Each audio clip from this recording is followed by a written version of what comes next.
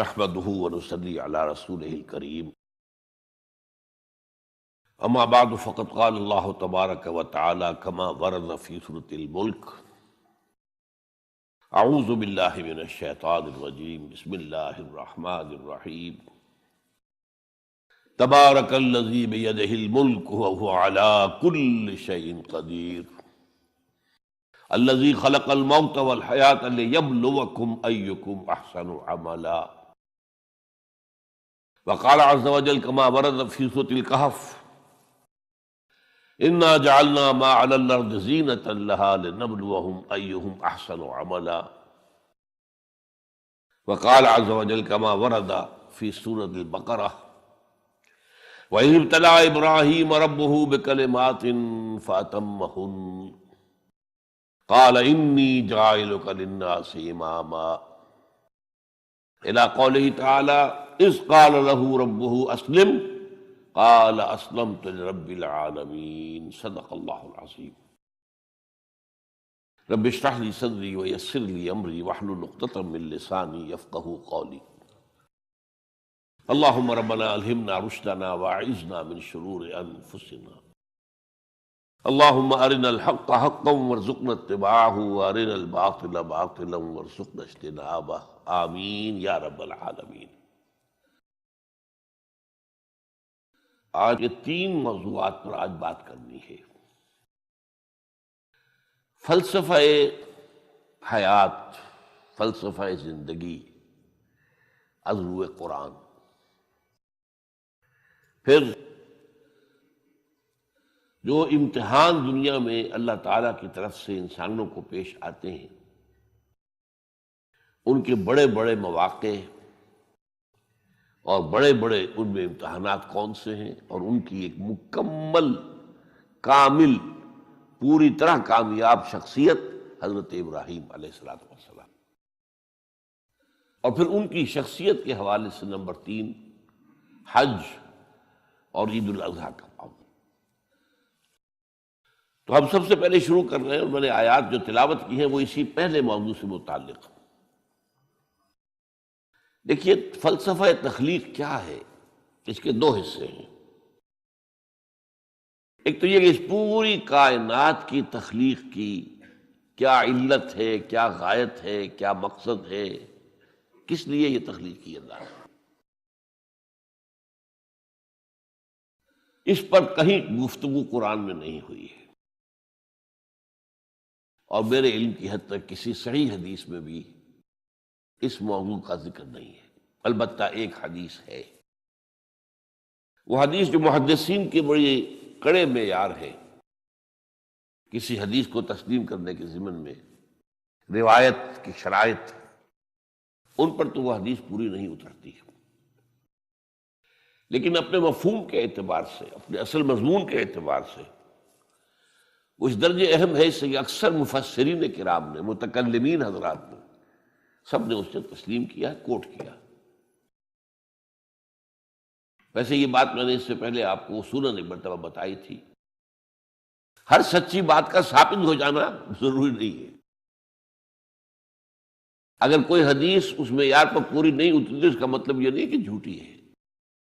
اسی لیے ہمارے ہاں 2 اصطلاحات علیحدہ ہیں، ضعیف اور موضوع۔ موضوع وہ حدیث ہے جو گھڑی گئی ہے، جس کے بارے میں طے کر لیا محدثین نے کہ اس کی کوئی اثر ہے ہی نہیں، کوئی بنیاد ہے ہی نہیں، کوئی جڑ ہے ہی نہیں، یہ تو گھڑ لی گئی، موضوع وضع کی گئی۔ ظاہر بات ہے کہ اس حدیث کی طرف تو ہمیں دلچسپی ہوگی نہیں، نہ اس سے کوئی عقیدے کا مسئلہ طے ہوگا، نہ عمل کا فیصلہ طے ہوگا کہ کوئی شے حلال یا حرام اس حدیث کی روح سے ہو جائے۔ البتہ دوسری حدیث وہ ہے ضعیف ہے، یعنی ضعیف ہے اس معنی میں کہ اس کی سند پوری نہیں مل رہی۔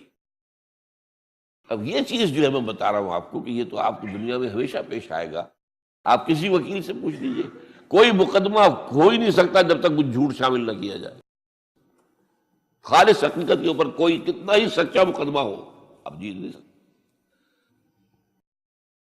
تو کسی شے کا ثابت نہ ہو سکنا روایتاً، یہ اس کی دلیل نہیں ہے کہ وہ موضوع ہے معاذ اللہ، وہ ضعیف ہے۔ اس ضعیف کا مطلب کیا ہے؟ اس کی بنیاد پر کوئی عقیدہ طے نہیں ہوگا، اس کی بنیاد پر کوئی شرعی حکم نہیں بنے گا۔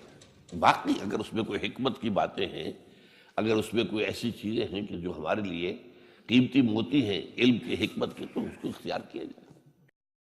تو اسی طرح کی یہ حدیث ہے کہ، اور حدیث قدسی ہے، اور یہ واحد حدیث ہے کہ جو اس موضوع پر ہے، جو میرے علم کی حد تک یہ کائنات کیوں پیدا کی اللہ نے۔ تو حدیث کیا ہے قدسی؟ کنت کنزا مخفیا فاحببت ان اعرف فخلقت الخلق۔ میں ایک چھپا ہوا خزانہ تھا۔ اب آپ دیکھیے، جب کائنات ابھی نہیں بنائی تھی اللہ نے، اللہ تو تھا، ذات باری تعالیٰ میں ساری صفات موجود تھی، قدرت کاملہ موجود تھی، اس کا کوئی ظہور نہیں تھا، اس کا کوئی پہچاننے والا نہیں تھا۔ کنت کنزا مخفیا، کنز خزانہ، چھپا ہوا خزانہ۔ فاحببت ان اعرف، تو میں نے یہ چاہا کہ مجھے پہچانا جائے، مجھے کچھ لوگ پہچاننے والے تو ہوں نا۔ فخلقت الخلق، تو میں نے خلق کی تخلیق کی ہے۔ اب اس میں دو پہلو ہو گئے، ایک تو اس خلق کے ذریعے سے مجھے پہچاننا، کائنات کو انسان دیکھتا ہے تبھی تو عظمت منکشف ہوتی ہے اللہ کی، اس کی قدرت خلاقی دیکھیے، اس کی حکمت کا کمال دیکھیے۔ جیسے کہ ابھی سورہ ملک کی میں نے آیت آپ کو سنا، اس کے آگے بات کیا ہے کہ تم ذرا اپنی نگاہیں آسمان میں پھیراؤ، دیکھو کہیں تمہیں ہمارے اس تخلیق میں کوئی خلا نظر آتا ہے؟ پھر دیکھو، پھر دیکھو، تمہاری نگاہیں تھک ہار کر واپس آ جائیں گی، تمہیں کہیں کوئی خلا نظر نہیں آئے گی۔ اتنی کامل تخلیق۔ تو اگر کامل تخلیق ہے تو کامل تو اللہ کی ذات ہوئی نا، جس نے اس کو پیدا کیا۔ ایک تو اس کائنات سے اللہ کو پہچانا جائے، اور ایک کو پہچاننے والا بھی تو ہونا، وہ ہے آدم۔ اسی لیے تخلیق کا کمال، نقطہ عروج، کلائمیکس آدم، انسان۔ اس کو عقل دی، اپنی عقل سے دیکھو، پہچانو۔ یہ اصل میں امتحان کا معاملہ ہوا ہے کہ جہاں تک تو ہے تخلیق کلی کا تھا سوال، اس کا تو اس کے سوا کوئی ہمارے پاس کوئی اور جواب ہے ہی نہیں، بس سیدھی سی بات۔ یہ حدیث قدسی کہ کنت کنزا مخفیا فاحببت ان اعرف فخلقت الخلق۔ ہاں، اب اس میں حیات دنیاوی کا مقصد کیا ہے؟ یہ جو انسان کی زندگی ہے، یہ کوئی 30 40 50 60 70 80 برس کی نہیں ہے۔ ہم پچھلے دنوں وہ احادیث پڑھ چکے ہیں، اور وہ آیات قرآن مجید ہیں جن میں کہ انسانی زندگی کے 5 ادوار میں نے گنوا دیے آپ کو۔ پہلی تخلیق ہوئی تھی صرف ارواح کی شکل میں، بدن نہیں تھے، وہ پہلی زندگی تھی ہماری۔ پھر ہمیں سلا دیا گیا، کولڈ سٹوریج میں رکھ دیا گیا، پھر اس دنیا کا سارا نظام مادی بنا، اور اس میں تخلیق آدم ہوئی مٹی سے، تو پھر وہ آدم کی روح پھونکی گئی، یہ دوسرا دور آ گیا۔ اب آدم ہے، روح آدم جمع جس میں آدم۔ پھر ان پر موت آئی، پھر جلایا جائے گا، اور پھر ہمیشہ کے لیے رہیں گے زندہ۔ تو کیا ہے یہ زندگی آپ کے خیال میں؟ یہ 50 60 70 سال، یہ چھوٹا سا ٹکڑا ہے البتہ۔ اسی کو اقبال کہتا ہے نا، تو اسے پیمانہ امروز و فردا سے نہ ناپ، جاویداں پہم دواں ہر دم جواں ہے زندگی۔ یہ کوئی 25 30 60 70 سال، ان میں سے بھی کیا ہے، کافی بڑا حصہ تو گزر گیا، شعور ہی نہیں، ابھی فہم ہی نہیں، سمجھ ہی نہیں، اور ایک خاص عمر کو پہنچنے کے بعد پھر معلوم ہوتا ریورس گیئر لگ گیا کہ لا یعلم من بعد علم شیئا، جو کچھ سیکھا پڑھا تھا وہ بھی گیا، اب تو وہ میموری ہی ختم ہو گئی۔ لہذا تھوڑا سا وقفہ ہے، 40 50 سال بس کریے میکسیمم۔ نہیں، انسانی زندگی یہ نہیں ہے۔ تو اسے پیمانہ امروز و فردا سے نہ ناپ، جاویداں پہم دواں ہر دم جواں ہے زندگی۔ اور ایک عجیب مصرع ہے اس شعر کے اندر، اس غزل کے اندر ہے، کبھی جاں اور کبھی تسلیم جاں ہے زندگی۔ اس کو بہت کم لوگ سمجھتے ہیں، تسلیم جان کا کیا مطلب ہے؟ اس وقت تو میری زندگی کیا ہے، میری جان کے حوالے سے زندہ ہوں نا میں، ہے کبھی جان، اور اگر میں اللہ کی راہ میں گردن کٹوا دوں تو جان دے کر جو زندگی ملے گی اس جیسے تو آپ کو زندگی ہو ہی نہیں سکتی۔ تسلیم جان دے دینا۔ وَلَا تَقُولُوا لِمَن يُقْتَلُ فِي سَبِيلِ اللَّهِ أَمْوَاتٌ بَلْ أَحْيَاءٌ وَلَٰكِن لَا تَشْعُرُونَ۔ اور پھر اس میں شعر آتا ہے آخری علامہ اقبال کا، الزم ہستی سے تو ابرا ہے مانند حباب۔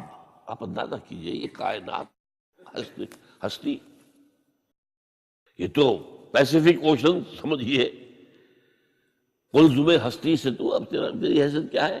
حباب، جیسا سطح سمندر کے اوپر یہ بلبلے ہیں، بس ہماری حیثیت اس کے سوا تو کچھ نہیں۔ الزم ہستی سے تو ابرا ہے مانند حباب، اس زیاں خانے میں تیرا امتحان ہے زندگی۔ یہ جو دور ہے ہمیں دیا گیا ہے زندگی کا، یہ جو ہے اس زندگی میں سے کاٹ دیا گیا کچھ حصہ۔ پہلا حصہ جو تھا وہ روحانی، اس کے بعد موت آ گئی، پھر وہ زندگی آئی جو اس دنیا کی ہے، پھر موت آ جائے گی۔ ان دو موتوں کے درمیان ایک زندگی ہے، اور ایک پہلی موت سے پہلے بھی زندگی تھی، اور دوسری موت کے بعد کی زندگی، 5 ادوار پھر میں گنوا رہا ہوں آپ کو۔ اس حوالے سے جو مقصد حیات ہے دنیاوی، وہ ہے امتحان۔ اس لیے میں نے وہ آیات آپ کو سنائی، تبارک الذی بیدہ الملک وہو علی کل شیء قدیر الذی خلق الموت والحیاۃ لیبلوکم ایکم احسن عملا۔ اس نے یہ موت و حیات کا سلسلہ کیوں پیدا کیا؟ کیوں یہ دو موتوں کے درمیان یہ چھوٹی زندگی علیحدہ کر دی اور ان زندگیوں سے علیحدہ کر دیا جو پہلے تھی اور بعد میں آنے والی ہے اور جو ابدی ہے؟ خلق الموت والحیاۃ لیبلوکم ایکم احسن عملا، یہ امتحانی وقفہ ہے تمہارا، وہ تمہیں آزمانا چاہتا ہے۔ بلا یبلو، اسی سے ابتلا کا لفظ بنا ہے، باب افتعال، امتحان لینا، آزمانا۔ لیبلوکم ایکم احسن عملا، تاکہ اللہ جانچے تمہیں، پرکھے کون ہے تم میں سے اچھے عمل کرنے والے۔ پھر یہی بات جو ہے بہت اور شاندار انداز میں سورہ کہف میں آئی ہے، انا جعلنا ما علی الارض زینۃ لہا لنبلوہم ایہم احسن عملا۔ اس زمین پہ جو کچھ ہم نے بنایا ہے اس کا سنگھار ہے، زینت ہے۔ کھیتی لہلہا رہی ہے، آپ دیکھیے کاشتکار کا، کسان کا دل جو ہے باغ ہو رہا ہے کہ نہیں؟ اس کی محنت، اس کی بہت بڑا محل آپ نے بنایا، بہت اچھا لگتا ہے آپ کو، وَمَسَاكِنَ تَرْضَوْنَهَا۔ یہ ساری چیزیں زندگی، اور آج آپ کو معلوم ہے جتنا یہ دجالی زمانہ آ رہا ہے ہم پر، اتنی ہی زندگی زیادہ پرکشش، زیادہ اٹریکٹیو۔ امریکہ میں جا کر دیکھیے، آدمی مبہوت ہو جائے گا۔ فرمایا ہم نے اس کو، اس کی آزمائش اور زوائش بنا دیا ہے، لنبلوکم ایکم احسن عملا، ہم تمہارا امتحان لینا چاہتے ہیں کہ اس کے حسن کے گرویدہ ہو کر رہ گئے یا نہیں، ہمارے جلال و جمال سے اپنا تعلق قائم کر کے ہمارے طالب بنے، دنیا کے طالب نہیں بنے۔ یہ امتحان ہے۔ رخ روشن کے آگے شمع رکھ کر وہ یہ کہتے ہیں، ادھر جاتا ہے دیکھیں یا ادھر پروانہ آتا ہے۔ یہ امتحان ہے۔ رخ روشن اللہ کا ہے، اور یہ ایک سراب ہے، لیکن ہے بہت کشش والا۔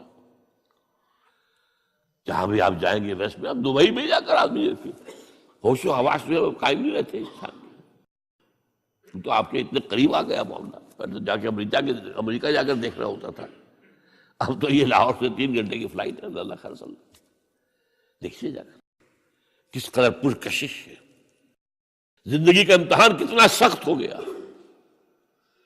اس لیے کہ ظاہر بات ہے جتنی یہ پرکشش ہوگی اتنی ہی آپ کے گم ہو جانے کا امکان زیادہ ہوگا۔ کافر کی یہ پہچان کہ آفاق میں گم ہے، اور مومن کی یہ پہچان کہ گم اس میں ہے آفاق۔ وہ دنیا میں رہتا ہے لیکن دنیا سے بالاتر ہو کر رہتا ہے، بازار سے گزرا ہوں خریدار نہیں۔ یہ جو انسانی زندگی کا یہ جو دنیاوی حصہ ہے، تو گویا کہ اس کا مقصد کیا ہے وہ واضح ہے، قرآن نے واضح کیا، ابتلا آزمائش، لنبلوکم ایکم احسن عملا۔ اس کام کے لیے ہم نے دنیا کے اندر آرائش بھی پیدا کر دی، زیبائش بھی پیدا کر دی۔ تمہارا امتحان ہے، تم ہم سے نہ لگاتے ہو، ہم سے محبت کرتے ہو، والذین آمنوا اشد حبا للہ، یا تمہارے دل پر تسلط ہو جاتا ہے اس دنیا کی اور مال و دولت کی محبت کا، بس تو گئے تو ادھر گئے یا ادھر آئے، either you are with us or against us، دنیا کے ہو گئے تو ہمارے خلاف آواز تو نہ رہے پھر۔ اب اس میں آپ کو گنواتا ہوں یہ امتحانات کڑے کون کون سے امتحان ہیں جن سے انسان گزرتا ہے، جس کا میں نے کہا ہے کامل مرقع ہے حضرت ابراہیم علیہ السلام کی شخصیت، ان کی زندگی۔ سب سے پہلا انسان کا امتحان جو ہے اس کے عقل کا، شعور کا، اس کے فہم کا، اس کی فطرت کا، اس کی جبلت کا، وہ کیا ہے؟ اس دنیا میں آنکھیں کھولنے کے بعد اللہ تعالیٰ پر ایمان لاتا ہے یا نہیں؟ اللہ کو پہچانتا ہے کہ نہیں؟ میرا خالق کون؟ میرا مالک کون؟ میرا پیدا کرنے والا کون؟ کون میرا محبوب ہے؟ کون میرا مقصود ہے؟ کون میرا مطلوب ہے؟ کون میرا حاکم ہے؟ کون میرا آقا ہے؟ کون ہے قانون دینے والا؟ کون ہے ہدایت دینے والا؟ یہ پہچان لینا عقل و فطرت کا پہلا امتحان ہے جس سے انسان گزرتا ہے۔ اور ظاہر بات یہ امتحان جتنا کسی ماحول میں گمراہی، شرک، کفر کے تہ برتہ اندھیرے ہوں گے اتنا ہی امتحان سخت ہوگا۔ آپ مسلمانوں کے ماحول میں رہ رہے ہیں تو ٹھیک ہے، مسلمان بھی اب دنیا پرست بن گئے ہیں یا جو بھی آپ کہیں، حقیقی مسلمان تو دیکھنے کو نہیں ملتا، پھر بھی بہرحال اسلام تو ہے نا یہاں، کسی نہ کسی دیکھ کو تو چیز کو تو اللہ یاد آ جاتا ہے، کبھی نہ کبھی تو کسی کی بات ہی دل میں اتر جاتی ہے، کوئی اللہ کا بندہ جو ہے خلوص و اخلاص سے کہتا ہے بات اور وہ آپ کے دل میں اتر گئی۔ آپ ایسے معاشرے کا تصور کیجیے جہاں سرے سے ہدایت ہے ہی نہیں، کفر ہی کفر ہے، شرک ہی شرک ہے، باطل ہی باطل ہے، اس میں ایک شخص آنکھ کھولے اور پھر وہاں وہ خالق حقیقی کو پہچان لے، یہ ہے سب سے بڑی کامیابی۔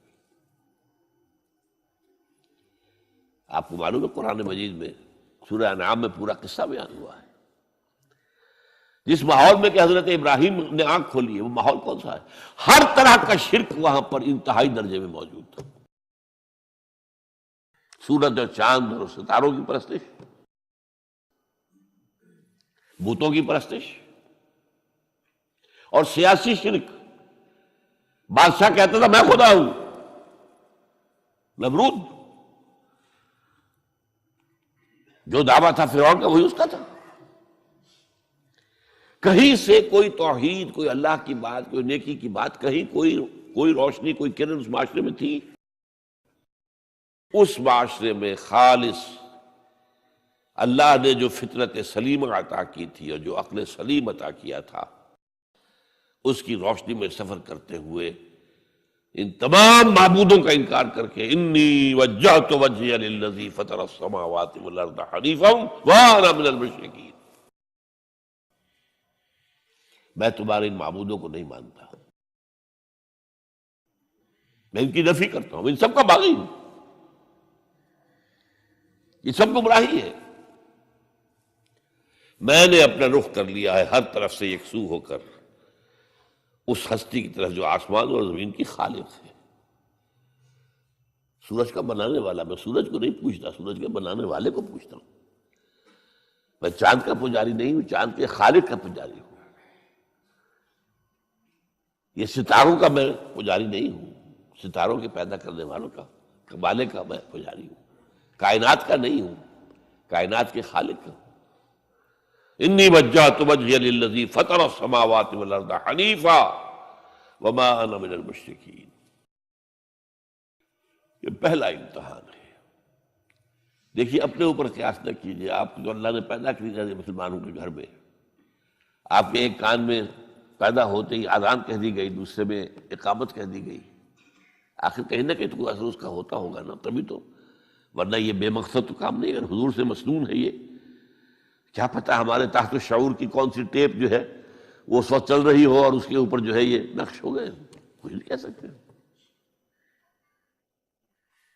لیکن وہاں جو کچھ بھی نہیں تھا، کفری کفر، سیاسی شرک، مذہبی شرک، ستارہ پرستی کا شرک، بت پرستی کا شرک، اس میں ایک نوجوان، سلیم الفطرت نوجوان، اس نے ان تمام سے رخ موڑ کر ایک اللہ کی ہستی کی طرف۔ اب آپ سوچئے دوسرا امتحان آتا ہے، اب حق پر پہنچ تو گئے، حق پر کھڑے رہنا آسان نہیں ہے۔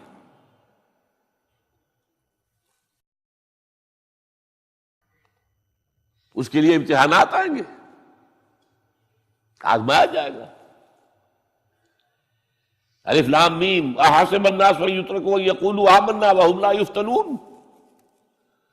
وَلَقَدْ فَتَنَّا الَّذِينَ مِن قَبْلِهِمْ فَلَيَعْلَمَنَّ اللَّهُ الَّذِينَ صَدَقُوا وَلَيَعْلَمَنَّ الْكَاذِبِينَ۔ ہم تو آزماتے ہیں، پھر تم نے کہہ تو دیا ربی اللہ، اچھا آپ دیکھتے ہیں تمہیں جانچیں گے، پرکھیں گے، امتحان لیں گے تمہارا۔ وہ امتحان کیا تھا؟ اسی کو کہا نا سورۃ میں حامیم سجدہ، ان الذین قالوا ربنا اللہ ثم استقاموا، بے شک وہ لوگ جنہوں نے کہا ہمارا رب اللہ ہے اور پھر جم گئے۔ یہ جم جانا جو ہے اس استقامت میں قیامت مضمن ہے۔ سب سے پہلے گھر میں جنگ ہوئی، باپ کہتا ہے ابراہیم کیا اراغب انت عن آلہتی یا ابراہیم، اے ابراہیم یہ کیا تم میرے آلہہ، میرے جو معبود ہیں ان سے تم نے روگردانی کر دی ہے۔ اور ابراہیم سمجھا رہے ہیں یا ابت، ابا جان انی قد جانی من العلم ما لم یاتک فاتبعنی اہدک صراطا سویا۔ ابا جان میرے پاس وہ علم آیا ہے جو آپ کے پاس نہیں آیا، مجھے اللہ نے وحی کے ذریعے سے ہدایت کاملہ عطا کر دی ہے، تو آپ کو میری پیروی کرنی پڑے گی۔ دیکھیے بات الٹی ہو رہی ہے، وہ باپ ہے تم بیٹے ہو، وہ کہہ سکتا ہے میں نے اپنے یہ بال دھوپ میں سفید کیے، تم کل کے بچے، آج تم مجھ سے مانگ رہے ہو، مطالبہ کر رہے ہو، دلیل پہلے دے دی ہے۔ یا ابت انی قد جانی من العلم ما لم یاتک، وہ علم کا وہ شعبہ آپ کے پاس ہے ہی نہیں جو اللہ نے مجھے وحی کے ذریعے سے دے دیا ہے، لہٰذا آپ کو میری پیروی کرنی ہوگی۔ یا ابت لا تعبد الشیطان، ابا جان دیکھیں شیطان کی پیروی نہ کیجیے، انہ قال للرحمن عصیا، وہ تو رحمان کا بڑا گنہگار تھا، سرکش تھا، باغی تھا۔ یا ابت انی اخاف ان یمسک عذاب من الرحمن فتکون للشیطان ولیا، ابا جان مجھے بڑا اندیشہ ہے کہ آپ کہیں اللہ کی نگاہ میں شیطان کے ساتھیوں میں شمار نہ ہو جائیں اور پھر آپ پر اللہ کا عذاب نہ آ جائے۔ لیکن جواب کیا دیا باپ نے؟ اراغب انت عن آلہتی یا ابراہیم لئن لم تنتہ لارجمنک واہجرنی ملیا، اے ابراہیم میرے آلہہ، میرے معبودوں سے روگردانی کر رہا ہے، باز نہیں آؤ گے سنسار کر دوں گا، پتھر مار مار کے ہلاک کر دوں گا، اور نکل جاؤ، دفع ہو جاؤ میری نگاہوں کے سامنے سے۔ وہ فطرت سلیمہ کا حامل نوجوان کیا کہتا ہے؟ قال سلام علیک، اچھا ابا جان آپ پر سلامتی ہو،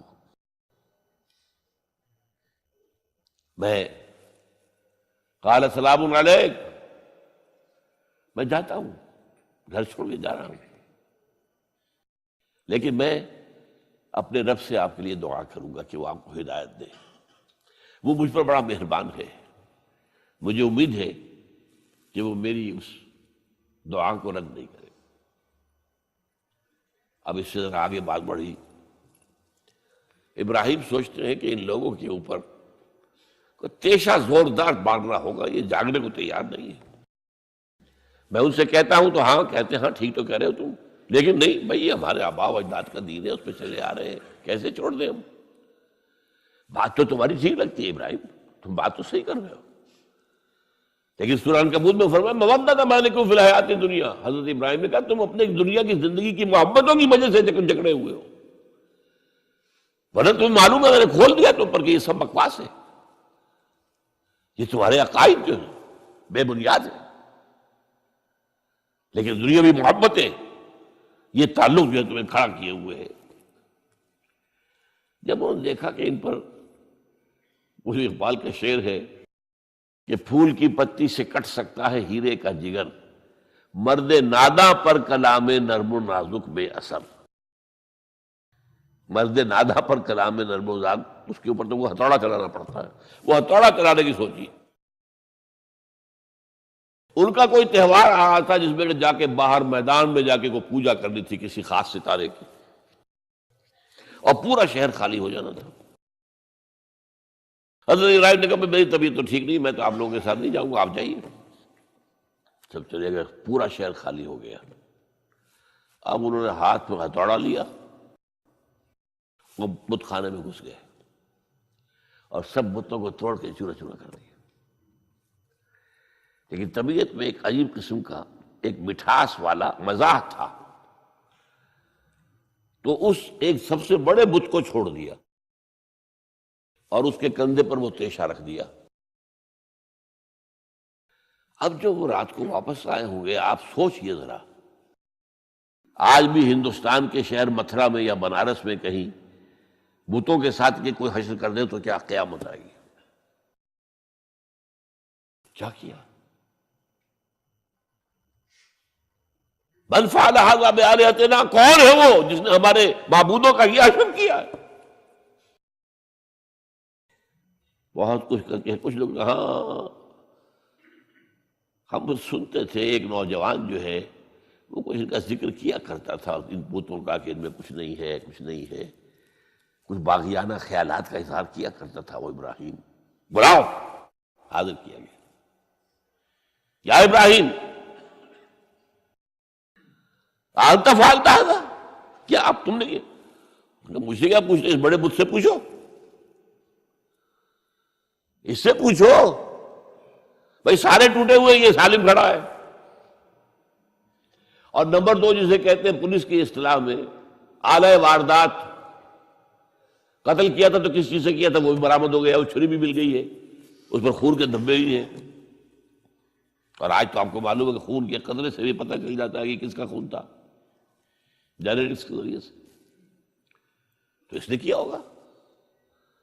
تو کہ ابراہیم عقل کے ناخن لو، ان سے پوچھیں، یہ بات کرتے کوئی؟ اف لکم، تف ہے تم پر، تم پوچھتے ہو ان کو جو بات تک نہیں کر سکتے، جو اپنا دفاع نہیں کر سکتے، جو اپنے آپ کو بچا نہیں سکتے۔ ایک عام انسان بھی دفاع کرتا ہے اپنا۔ فرجعوا الی انفسہم، اب انہوں نے اپنے اندر دلوں کی طرف دھیان کر کے سوچا کہ واقعی ابراہیم صحیح کہتا ہے، لیکن پھر لوٹے، پھر وہ عصبیت، پھر وہ آباء و اجداد کے ساتھ تعلق، پھر وہ معاشرتی نظام۔ انہوں نے کہا بس اس کو قتل کرو، اب اس کو ختم کر دو۔ یہ اس کو فیس کرنا، آپ سوچ لیجیے یہ کتنے بڑے امتحان کی بات تھی، کتنے بڑے جگر کی بات تھی۔ اچھا چونکہ وہاں نظام بھی تھا، بادشاہ کے دربار میں حاضری ہو گئی۔ ابراہیم ہم نے سنا تم ہمارے سوا کسی کو خدا مانتے ہو؟ جی ہاں، کون ہے وہ خدا؟ فرمایا میرا رب وہ ہے جو زندہ رکھتا ہے اور مارتا ہے، ربی الذی یحیی و یمیت، قال انا احیی و امیت، میں بھی زندہ رکھتا ہوں اور مارتا ہوں۔ فوراً جو ہے حکم دیا، جیل خانے سے 2 قیدیوں کو بلایا، ایک کی گردن اسی وقت مار دی، دیکھو میں نے مروا دیا کہ نہیں، ہے نہیں میرے پاس اختیار، اور ایک کا جان اسے چھوڑ دی، تو میں خدا ہوا کہ نہیں؟ حضرت ابراہیم نے سمجھ لیا کہ اب یہ جس قسم کی کچ بحثی میں آ گیا ہے، یہاں بھی کوئی ہتھوڑا چلانا پڑے گا۔ فرمایا فإن اللہ یاتی بالشمس من المشرق فأت بہا من المغرب، میرا رب وہ ہے جو مشرق سے نکالتا ہے سورج کو، تم خدا ہو تو ذرا مغرب سے نکال کے دکھاؤ۔ فبہت الذی کفر، تو وہ جو کافر تھا مبہوت ہو کر اب کیا کہ آئیں بائیں شائیں، فبہت الذی کفر۔ لیکن میں یہاں پہ جو زور دے رہا ہوں، آپ اس ہمت، اس قوت ارادی کا اندازہ کیجئے کہ جو ایک بڑے زبردست بادشاہ کے میں سامنے کھڑے ہو کر یہ بات کر رہا ہے، اور ڈٹ کر کر رہا ہے، آنکھوں میں آنکھیں ڈال کر کر رہا ہے۔ ان الذین قالوا ربنا اللہ ثم استقاموا تتنزل علیہم الملائکۃ الا تخافوا ولا تحزنوا وابشروا بالجنۃ التی کنتم توعدون۔ یہ کیفیت تو پہلا امتحان تو ہے ان مادی غلافوں میں لپٹے ہوئے ہونے کے باوجود حق کو پہچان لینا، اس مادی کائنات میں گم نہ ہو جانا، اس سے ماورا، اس سے بلندتر ہو کر اس ہستی کو پہچاننا جس نے اس کو پیدا کیا۔ انی وجہت وجہی للذی فطر السماوات والارض حنیفا وما انا من المشرکین، پھر اس پر قائم رہنا، اور بڑے سے بڑا رزق لینا۔ آپ نے گھر سے نکال دیا، ٹھیک ہے چل جا رہا ہوں۔ قال السلام علیک ساستغفر لک ربی انہ کان بی حفیہ۔ موت کو فیس کیا ہے تو اس طرح کیا ہے، اور کیسا جواب دیا ہو، کیسا، میں نے کہا ایک مذاق کا انداز تھا ان کے عمل میں کہ اس سے پوچھو، ایک صحیح سالم کھڑا باقی ٹوٹے ہوئے، تو کرنے والا یہ سرکمسٹانشل ایویڈنس کیا ہوتا ہو۔ آج بھی آپ کے ہاں مقدمات کے اندر ایک سرکمسٹانشل ایویڈنس بھی تو ہوتا ہے نا، حالات، قرائن کی کیا گواہی ہے۔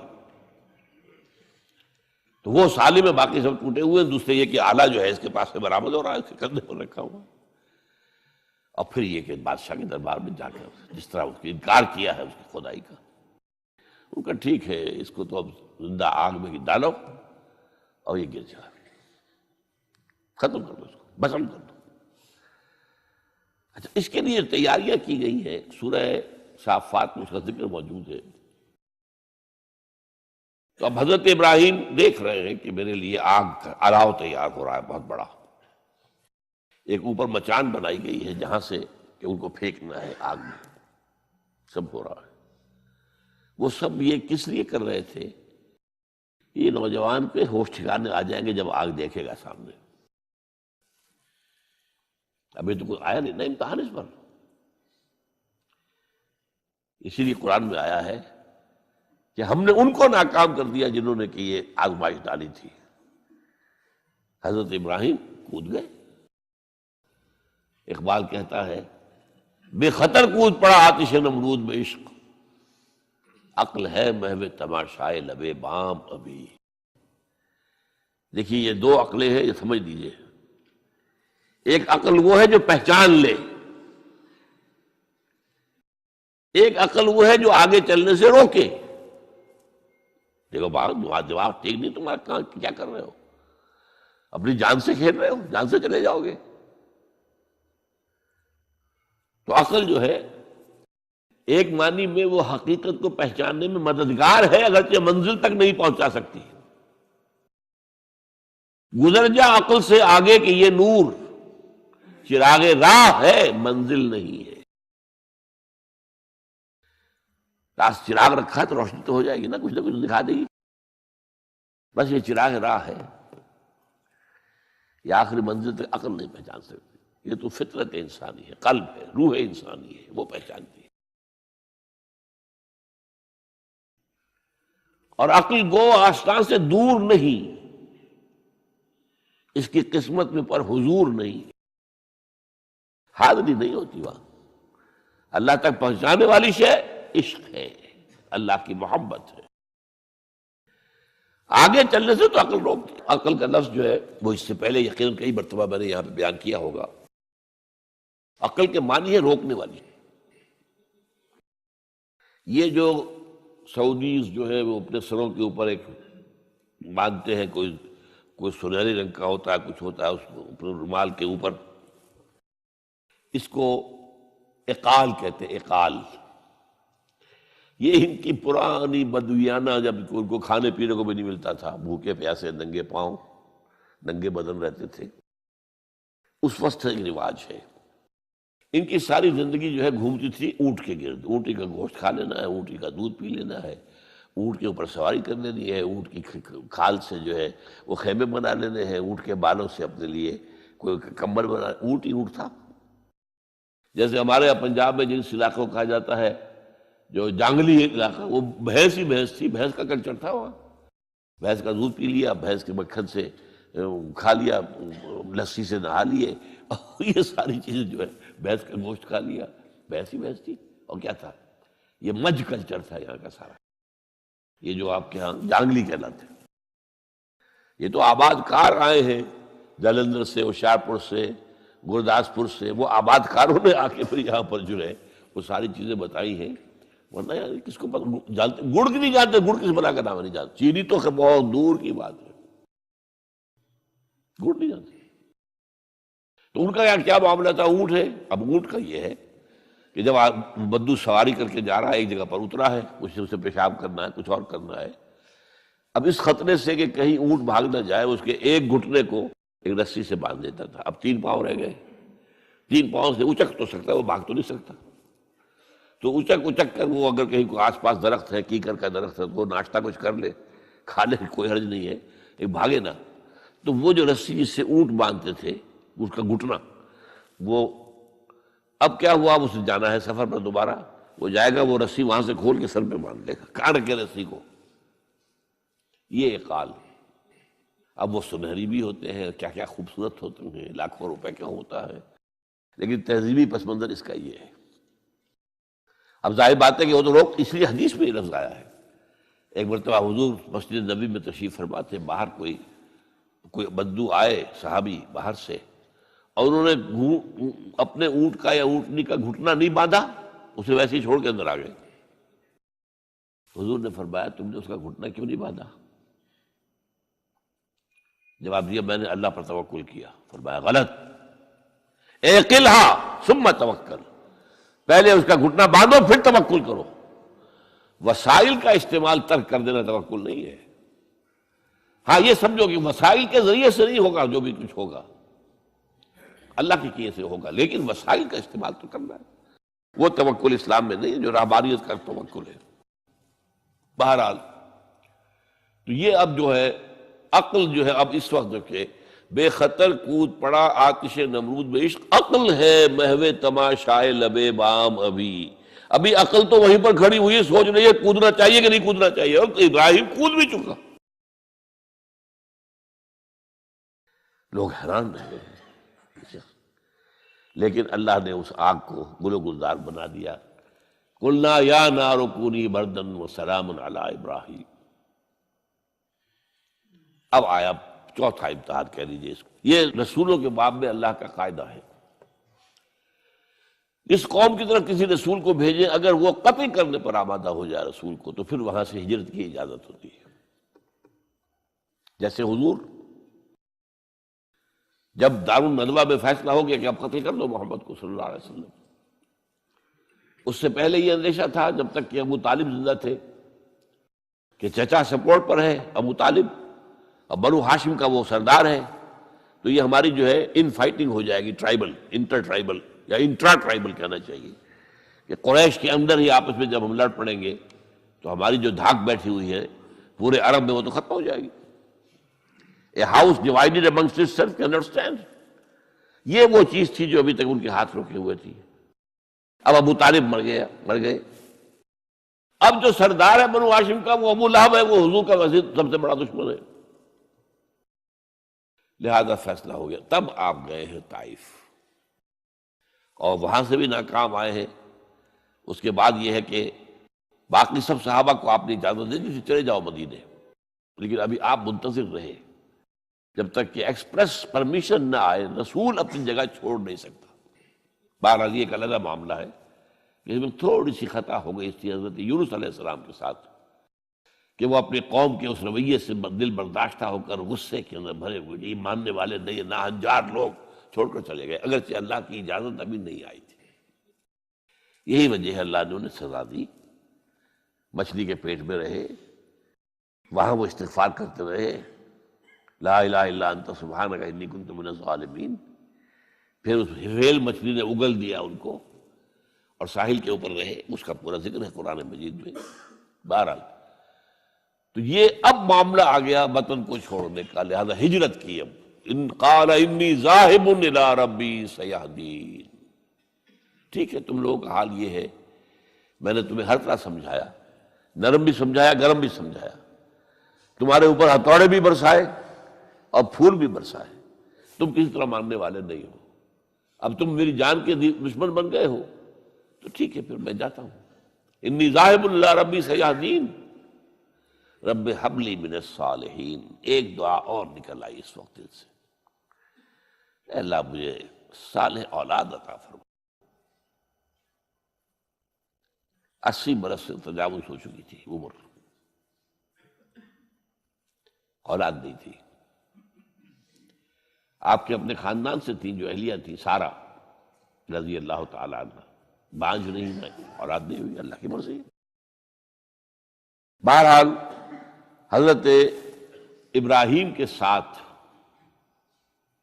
ہجرت کرنے والوں میں حضرت سارہ بھی تھی آپ کی اہلیہ، حضرت لوط بھی تھے آپ کے بھتیجے، اور حضرت لوط کی اہلیہ بھی تھی۔ یہ اہلیہ جو ہے لوط کی، یہ مومنہ تھی، یہ ساتھ انہوں نے ہجرت کی ہے۔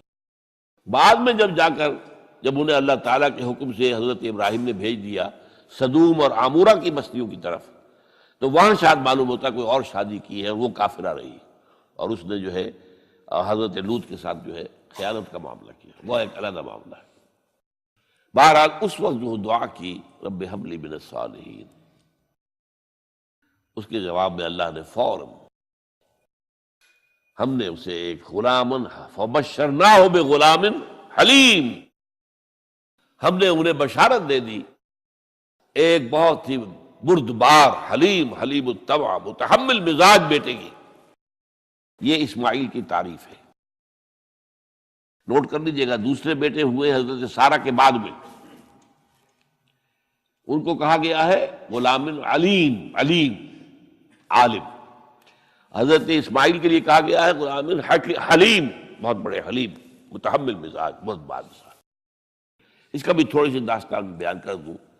حضرت سارہ کہاں کے یہاں اولاد نہیں تھی، حضرت ابراہیم ہجرت کر کے آئے تھے، کہاں سے پیدا کہاں ہوئے تھے؟ شہر ار، یہ جو عراق کا اس وقت کا سب سے بڑا شہر تھا، صدر مقام تھا، وہاں پیدا ہوئے تھے۔ وہاں سے ہجرت کر کے کہاں آئے؟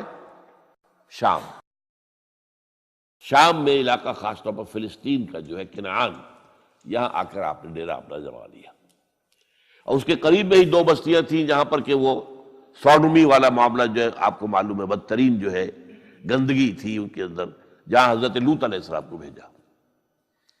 پھر انہوں نے ایک سفر کیا مصر کا، اس کی وجہ بھی سمجھ لیجئے۔ مصر میں اس وقت جو خاندان حکمران تھا وہ عرب تھا اصلاً، وہ مصری نہیں تھے، وہ فرائضہ نہیں تھے، وہ مصر کے تھے، عرب سے آ کر لوگوں نے قبضہ کیا تھا۔ تو حضرت ابراہیم وہاں گئے، وہاں ان کی بڑی پذیرائی ہوئی۔ ایک حادثہ سا بھی ہوا کہ یہ اندیشہ تھا کہ کہیں حضرت سارہ بہت خوبصورت تھی، تو کوئی بادشاہ جو ہے، وہ بادشاہوں کے اپنے انداز ہوتے ہیں، تو کوئی جو ہے کوئی غلط حرکت نہ کرے۔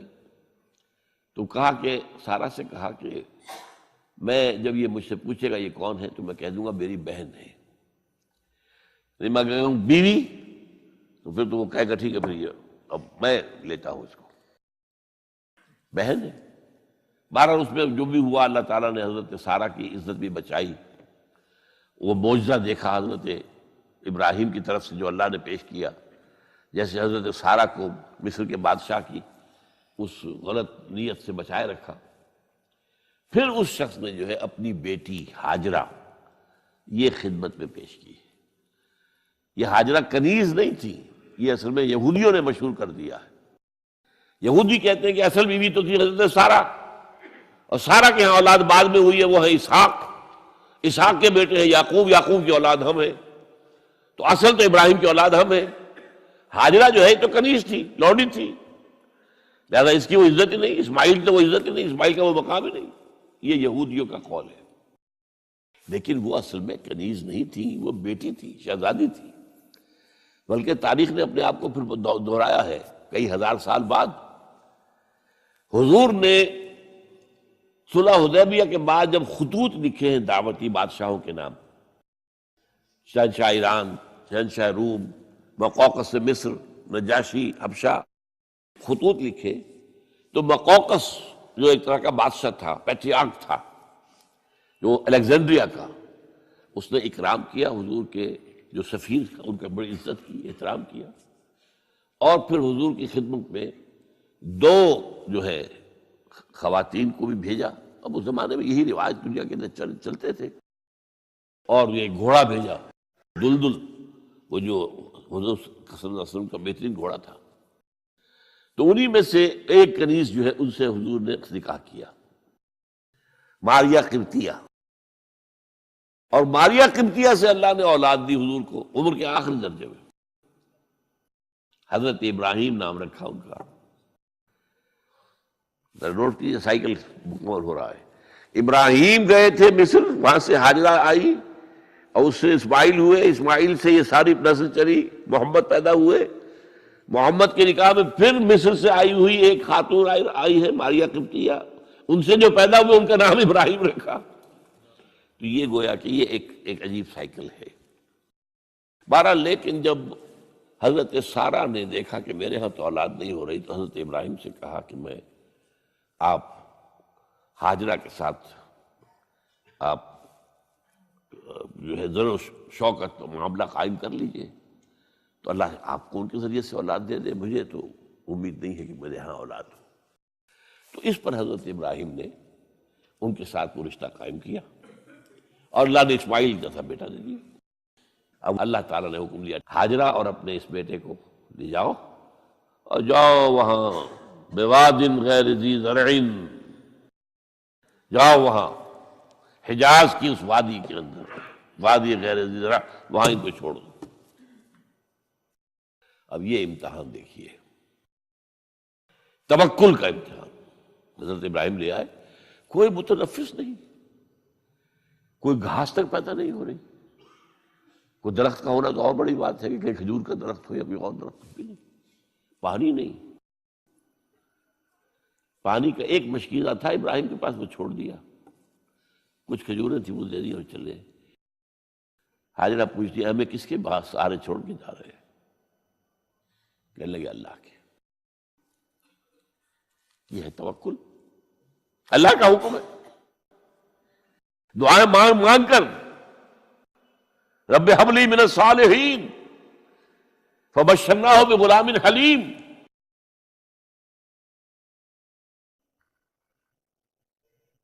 اب وہ بچہ آتے رہتے تھے، چکر لگاتے تھے۔ فلما بلغ معه السعی، جب وہ بچہ اسماعیل ان کے ساتھ بھاگنے دوڑنے کے قابل ہو گیا، کاموں میں ہاتھ بٹا رہا ہے، 13 برس کی عمر ہو گئی ہے، نوجوان، اب اندازہ کیجئے 100 برس کی عمر، بوڑھا آدمی، اولاد اب تک ہوئی نہیں تھی، یہ ایک اولاد مانگ مانگ کر دعا سے اللہ سے لی ہے۔ اب آخری امتحانات، اس سے آگے کوئی امتحان نہیں ہے۔ اس بوڑھے شخص کی نخل تمنا ہری ہو رہی تھی اپنے بیٹے کو دیکھ کر۔ فلما بلغ معه السعی قال یا بنی انی اری فی المنام انی اذبحک فانظر ماذا تری۔ کہتے ہیں حضرت ابراہیم بیٹے، میں مسلسل دیکھ رہا ہوں خواب میں کہ میں تمہیں ذبح کر رہا ہوں، تو دیکھو غور کرو تمہاری رائے کیا ہے۔ نبی کا خواب بھی وہی ہوتا ہے، اس میں کوئی شیطنت جو ہے، کوئی شیاطین جن و انس کی کوئی مداخلت نہیں ہو سکتی۔ پھر یہ کہ پے بپے 3 دن، یا بنی انی اری فی المنام انی اذبحک فانظر ماذا تری۔ اب جواب سنیے، وہ حلیم، یا ابت افعل ما تؤمر ستجدنی انشاء اللہ من الصابرین۔ ابا جان کر گزریے جو آپ کو حکم ہو رہا ہے، تومر امرتا نہیں تو عمر حکم ہو رہا ہے، جب 3 دفعہ آپ کو یہ حکم ہو گیا اللہ کی طرف سے تو پھر دیر کائے پہ؟ یا ابت افعل ما تؤمر ستجدنی انشاءاللہ من الصابرین، آپ مجھے انشاءاللہ صابر پائیں گے۔ یہ وہ صابر اور حلیم ہونے کی شان ہے، جان دینے کے لیے تیار۔ اب یہاں بھی دیکھیے کہ یہودیوں نے اتنی تحریفیں کی ہیں۔ وہ ذبیح اللہ حضرت اسحاق کو کہتے ہیں، یہ بعد میں حضرت اسحاق پیدا ہوئے، 13 سال بعد، 100 برس کی جب عمر تھی حضرت ابراہیم کی تب ہوئے۔ اب وہ کہتے ہیں کہ ذبیح اللہ جو ہے وہ اسحاق ہے، نہیں، اسماعیل تھے۔ مروہ پہاڑی، جو مروہ اور یہ موریا، وہاں پر بھی انہوں نے ایک پہاڑی کا نام رکھ دیا مروہ، وہ کہتے ہیں یہاں پر اسحاق کو ابراہیم نے ذبح کرنے کی کوشش کی، سب بکواس۔ ایک بڑی عمدہ کتاب مولانا فراہی رحمۃ اللہ علیہ کی تھی، عربی، پھر اس کا ترجمہ ہوا، الرأی الصحیح فی من هو الذبیح، عربی میں کتاب تھی کہ ذبیح کون تھا، اسماعیل یا اسحاق، اس کے بارے میں صحیح رائے کیا ہے، یہ اس کتاب کا موضوع ہے۔ تو انہوں نے تورات کے حوالے سے ثابت کیا ہے۔ اصل میں ہوتا کیا ہے، چور لاکھ چیزیں چھپا بھی جائے اپنی تو کہیں نہ کہیں کلو چھوڑ جاتا ہے، آخر تفتیش ہوتی ہے، پولیس والے بھی جانتے ہیں کہیں نہ کہیں سے کوئی نہ کوئی کلو جو ہے، اب ساری چیزوں کو سمیٹنا مشکل ہوتا ہے اس کے لیے، تو اس کے اندر وہاں کلو موجود ہے، اسحاق اس کے تورات کے اندر جس سے ثابت ہوتا ہے، انہوں نے ثابت کیا۔ الرأی الصحیح فی من هو الذبیح، اس کا میں نے ترجمہ شائع کیا تھا جب میں نے ابتدا کی ہے لاہور میں آ کر اپنے کام کی 1965 میں، تو دارالاشاعت الاسلامیہ میں نے قائم کیا تھا اپنا ایک دارالاشاعت پبلشنگ ہاؤس، اس سے وہ کتاب شائع کی تھی میں نے، اب بھی وہ چھپتی ہے، اب وہ اور پبلشر ہیں ان کے، وہ چھاپ رہے ہیں۔ بہرحال تو حضرت اسماعیل جو ہے وہ ذبیح اللہ ہے، اللہ نے جب لٹا دیا، فلما اسلما وتلہ للجبین۔ اب یہاں پر ذرا نوٹ کیجئے، اسلما، جب دونوں نے اسلام کا مظاہرہ کیا، وہ جو میں نے کہا تسلیم، سر تسلیم خم ہے جو مزاج یار میں آئے، بوڑھا باپ چھری لے کر تیار ہو گیا ہے اور جوان بیٹا گردن ڈال کر بس صرف ایک احتیاط کی ہے کہ پیشانی کے بل لٹایا ہے تاکہ چہرہ سامنے نہ رہے، بس اتنی بات۔ چھری چلاتے ہوئے چہرہ میں اوندے بولتا لہو للجبین، پیشانی کے بل انہوں نے لٹا دیا اور پھر چھری چلائی۔ لیکن اللہ نے پکار کر کہا، یا ابراہیم قد صدقت الرؤیا انا کذالک نجزی المحسنین، اے ابراہیم بس تم نے اپنا خواب پورا کر دیا۔ میں نے آج سے بہت پہلے مضمون لکھا تھا اس پر، تو میں نے کہا تھا جس کا امتحان لیا جا رہا تھا وہ فیل نہیں ہوا، ممتحن کو بس کرنی پڑی ہے، اللہ کو بس بس بس۔ ان ھذا لھو البلاء المبین، اے ابراہیم واقعتاً یہ بہت بڑی آزمائش تھی جس میں تم پورے اتر گئے ہو۔ یہ میں نے آپ کے سامنے زندگی کا جو پورا ایک نقشہ ہے ابراہیم کا، ہر قدم پر امتحان، ہر قدم پر امتحان، ایک سے ایک کڑا امتحان، ایک سے ایک بڑا امتحان، اور آخری امتحان یہ تھا ان ھذا لھو البلاء المبین۔ جب ممتحن یہ کہتے بھائی بات تم بہت مشکل، پرچہ واقعی میں نے بہت مشکل سیٹ کیا تھا، کمال ہے تم نے بہت عمدہ حل کیا، تو اس سے بڑی شاباش کیا ہوگی؟ لیکن اس کے ساتھ یہ ہے کہ اب اگلا موضوع آ رہا ہے میرا، جہاں تک تو معاملہ آ گیا، یہ قربانی جو ہے اس کو پھر ہمیشہ کے لیے اب سنت ابراہیم کے طور پر جا باقی رکھا گیا۔ عین اس وقت جنت سے ایک میڑا ان کی جگہ آ گیا، حضرت اسماعیل کو کوئی قدم نہیں پہنچی، کچھ بھی نہیں، میڑا ذبح ہو گیا۔ اور وہ قربانی ہے جو آج پوری دنیا میں اس وقت سے لے کر ترکنا علیہ فی الآخرین، ہم نے اس کی یہ یاد ہے، یہ قربانیاں جو آپ دیں گے یہ کیا ہے؟ حضور سے پوچھا گیا ما ھذی الاضاحی یا رسول اللہ، اے اللہ کے رسول یہ اضاحی کیا ہے، یہ کیا ہے، یہ جو ہم قربانیاں دیتے ہیں کیا ہے؟ قال سنت ابیکم ابراہیم، یہ تمہارے باپ ابراہیم کی سنت ہے، اس کو زندہ رکھا ہے اللہ نے۔ ان کے اس امتحان کی کامیابی کو اس کا جشن منایا جا رہا ہے، ہر سال لاکھوں کا کروڑوں جانور جو ہے اللہ کے نام پر ذبح ہو رہے ہیں۔ یہ وہ اسماعیل کی قربانی کا جو ہے یہ جشن ہے جو منایا جا رہا ہے۔ البتہ یہاں میں ایک بات کہہ دوں، علامہ اقبال نے ایک شعر میں شاعرانہ ایک ہوتا نا تصور، ایک اس میں ایک بات کہی ہے جو میرے خیال میں مناسب نہیں ہے۔ شعر تو بہت اچھا ہے، غریب و سادہ و عجیب، غریب و سادہ و رنگی ہے داستان حرم، نہایت اس کی حسین ابتدا ہے اسماعیل۔ یہ بہت سے لوگوں کو بہت شعر پسند آتا ہے، خصوصاً شیعہ بھائیوں کو تو بہت ہی پسند آئے گا کہ وہ جو قربانی اسماعیل کی ہو رہی تھی اور نہیں ہوئی تھی وہ قربانی ہے جو حسین کی ہوئی ہے کربلا کے اندر۔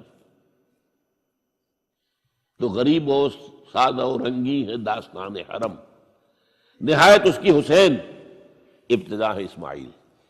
میں کہتا ہوں اس میں تو کوئی چیز جوڑ کھانے والی ہے ہی نہیں۔ اسماعیل کو ذبح کرنے والے کون تھے؟ رسول، امام الناس، خلیل اللہ، ابو الانبیاء، اور حسین کو ذبح کرنے والے کوفی، یزیدی، زیادی۔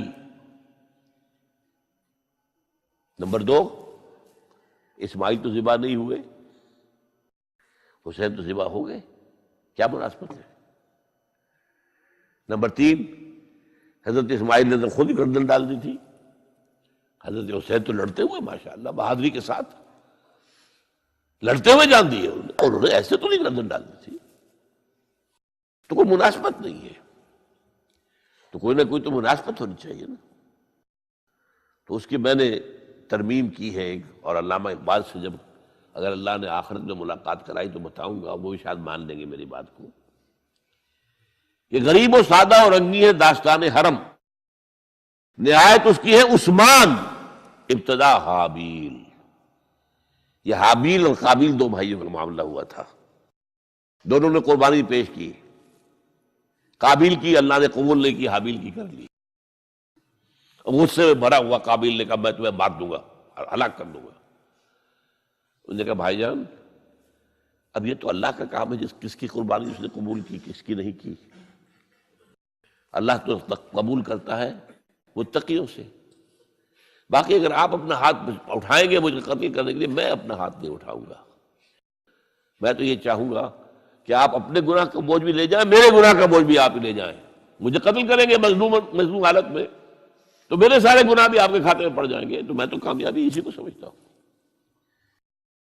یہ تو آدم کے 2 بیٹوں کا معاملہ ہو رہا ہے کہ نہیں، یہی تو معاملہ ہوا حضرت عثمان کے ساتھ۔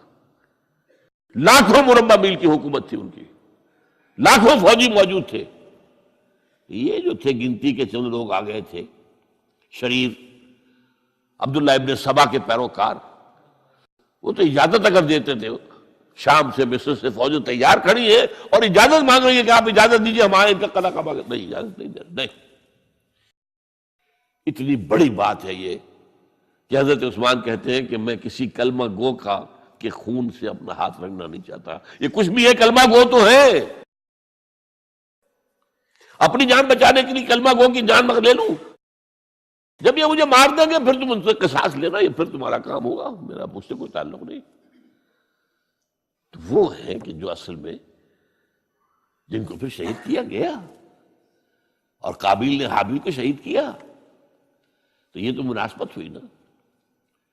تو جس طریقے سے اس نے کہہ دیا تھا حابیل نے کہ بھائی جان میں تو ہاتھ نہیں اٹھاؤں گا، آپ جو مرضی کیجیے، اسی طرح حضرت عثمان نے کہا میں ہاتھ نہیں اٹھاؤں گا، میں کلمہ گو کا کسی کا خون اپنے گردن پر نہیں لینا چاہتا۔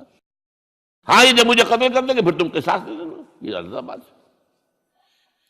تو میں نے اس شعر کو یوں کیا ہے، اب غریب و سادہ و رنگی ہے داستان حرم، پہلا مصرع تو یوں کا تو ہے، نہایت اس کی ہے عثمان ابتدا حابیل۔ حضرت اسماعیل تو ہوئے ہی نہیں نہ شہید ہوئے نہ ذبح ہوئے، وہ تو ہوئے ہی نہیں، واقع نہیں، وہ تو ایک امتحان تھا جو اللہ نے لیا اور چھری نے کاٹا ہی نہیں۔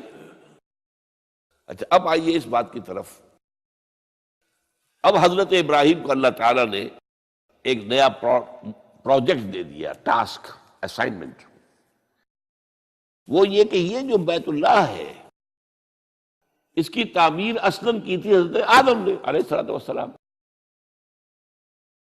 چنانچہ سورہ آل عمران میں فرمایا گیا ان اول بیت وضع للناس للذی بمکہ مبارکا وہدی للعالمین. پہلا گھر جو بنایا گیا لوگوں کے لیے وہ ہے کہ جو مکے میں ہے. لوگوں کے لیے کیا مانی؟ اللہ کی عبادت کے لیے، توحید کے مرکز کے طور پر. ظاہر بات ہے حضرت آدم اللہ کے نبی تھے تو کوئی نہ کوئی نماز کی شکل تو تھی نا ان کے ہاں بھی، ہمارے ہاں بھی ہے. انہوں نے یہ گھر بنایا. اس کے بعد سیلابوں میں اور بہت عرصہ گزرنے کے بعد، کیونکہ اس کے بعد جو زیادہ رہا معاملہ انبیاء کا، نبوت کا، وہ رہا ارض فلسطین سے متعلق رہا. آپ کو معلوم ہے حضرت اسماعیل کے بعد سے لے کر حضور تک کوئی نبی رسول عرب میں تو آئے ہی نہیں. لہذا یہ ہے کہ یہ جو ہے یہ گھر یہ اس کے بعد جو ہے عرصے تک چونکہ پڑا رہا. حضرت آدم کے بعد پھر سیلاب کی وجہ سے بہہ گیا. عمارت اوپر کی رہ گئی، ختم ہو گئی، بہہ گئی، بنیادیں رہ گئی تھی. اس لیے کہ یہ جو حضرات وہاں جاتے ہیں ان کے علم میں ہے کہ اصل میں جو طائف ہے اونچائی پر ہے، پہاڑی مقام ہے، سید افزا مقام ہے.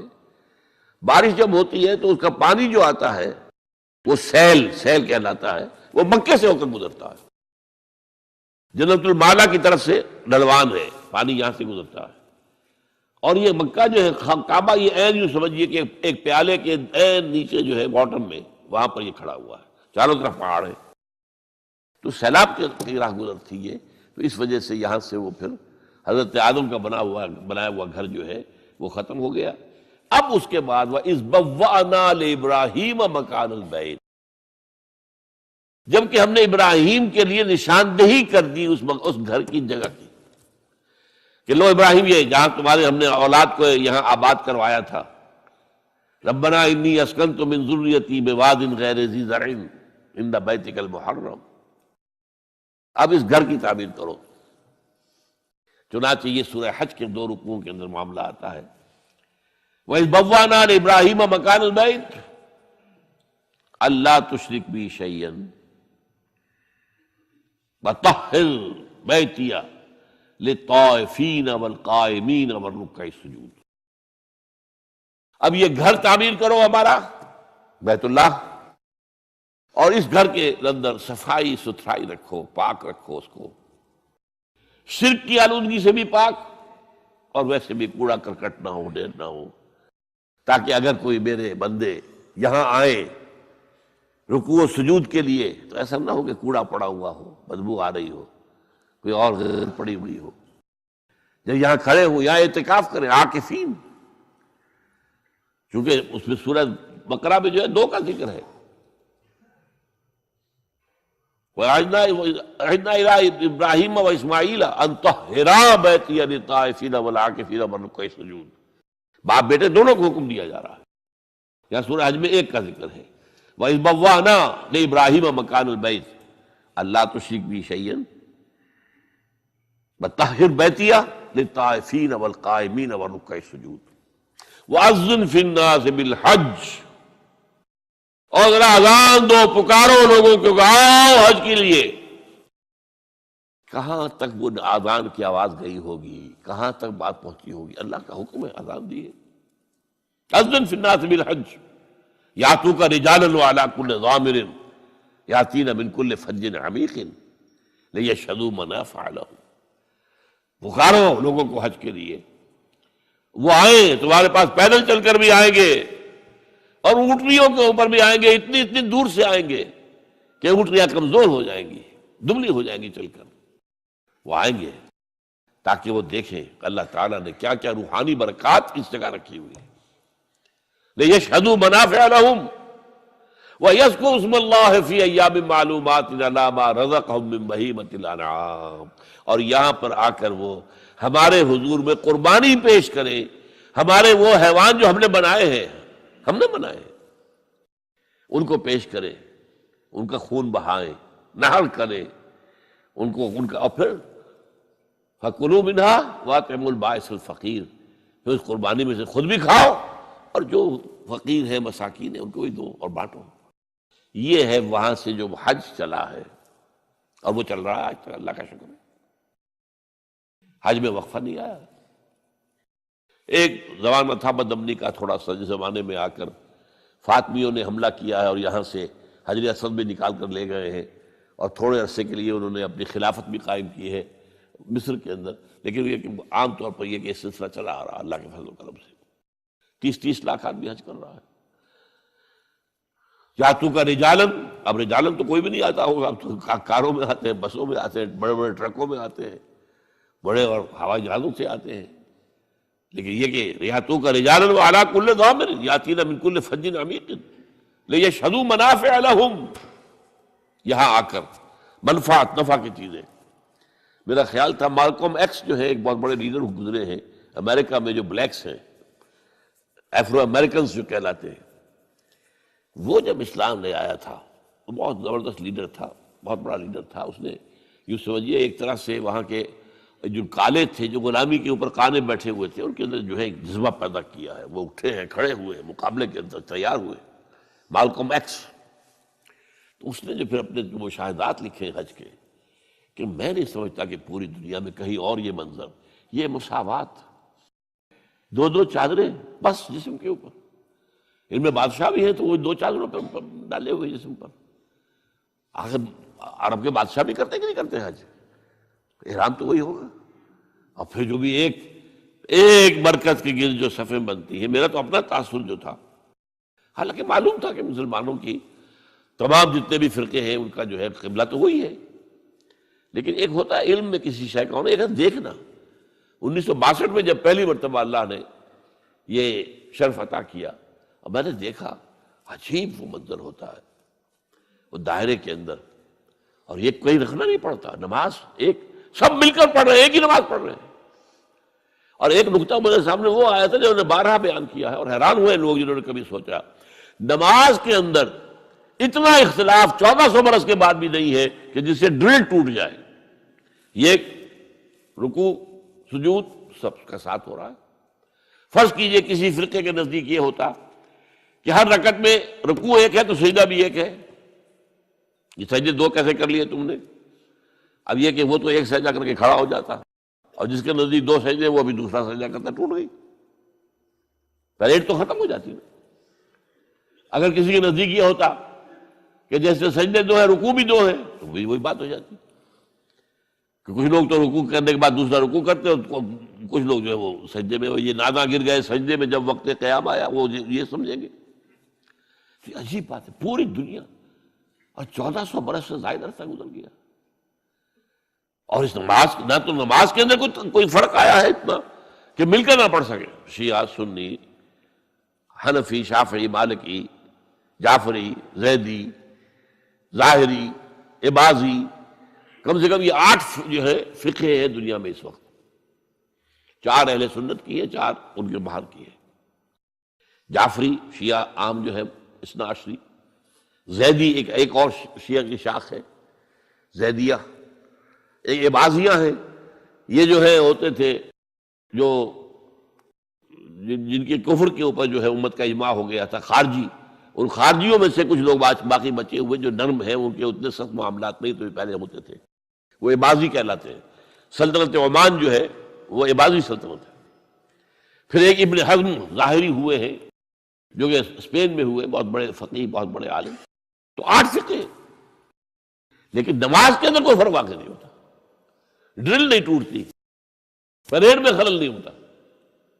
اور پھر یہ کہ وہاں جو دیکھتے ہیں سب کو کھڑے ہوئے، ایک کالے گورے اور زرد روح جتنے بھی ہیں، ساؤتھ ایسٹ ایشیا اور چائنا سے لوگ آ رہے ہوتے ہیں، ان کی رنگتیں اور ہیں، یورپ کے اور ہیں، سرخ و سفید ہیں، سیاہ ہے، سیاہ فام ہے، انتہائی سیاہ بھی ہے، کوئی بیچ کے شیڈز بھی ہے، سب کے سب پوری نوع انسانی جگہ ہے، ایک مرکز کے گرد جمع۔